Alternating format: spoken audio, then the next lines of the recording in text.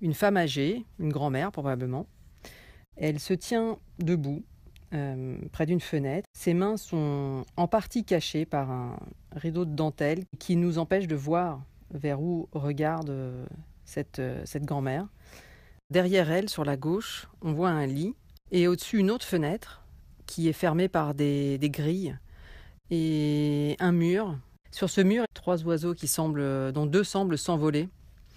On comprend assez rapidement qu'on est dans son espace d'intimité et c'est son regard qui est le plus criant et le plus pénétrant sur cette image et qui donne un caractère très fort à sa posture. C'est ce regard intense, perçant, des yeux bleus très clairs qui regardent vers un hors-champ qu'on ne voit pas, mais dans lequel on plonge avec elle.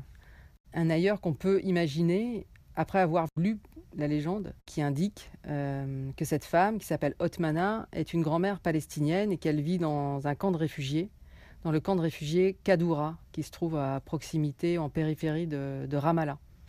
Otmana a été chassée de son village en 1948, comme beaucoup d'autres Palestiniens, et elle est arrivée avec son mari ici. J'essayais de comprendre quelle trace pouvaient garder toutes ces personnes de leur origine ou de leur racine, de leur histoire. La seule transmission, quasiment la plus importante en tout cas, c'est la transmission orale et ce sont donc les personnes âgées, les grands-parents qui racontent aux enfants les histoires de liens avec leur terre d'origine. Cette terre qui reste pour toutes ces personnes une nostalgie et une souffrance, symbole cause de grandes souffrances et aujourd'hui encore cause de beaucoup de conflits et de guerres. Ce que j'ai vu donc chez cette femme, c'est sans aucun doute le lien à son histoire, à leur histoire, à l'histoire d'un peuple, une histoire qui va disparaître avec elle, mais elle m'est apparue comme un symbole de paix. Ce regard finalement m'invitait à appréhender d'une autre façon, par la paix, par le silence. Et en la photographiant, je me rends compte qu'elle-même n'est plus là et que peut-être c'est dans ce voyage vers un lieu mystérieux que je suis partie avec elle pendant ce court instant de photographie.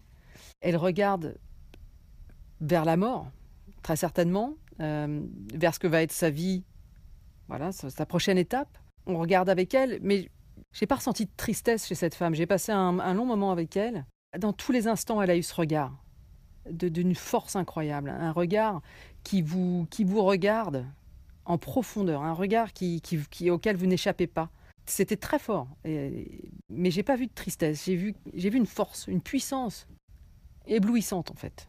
J'ai vu chez cette femme quelque chose qui me parlait bien au-delà du conflit israélo-palestinien, qui me parlait de la vie en général et qui m'invitait en fait dans cette intériorité, à partager une intériorité apaisée.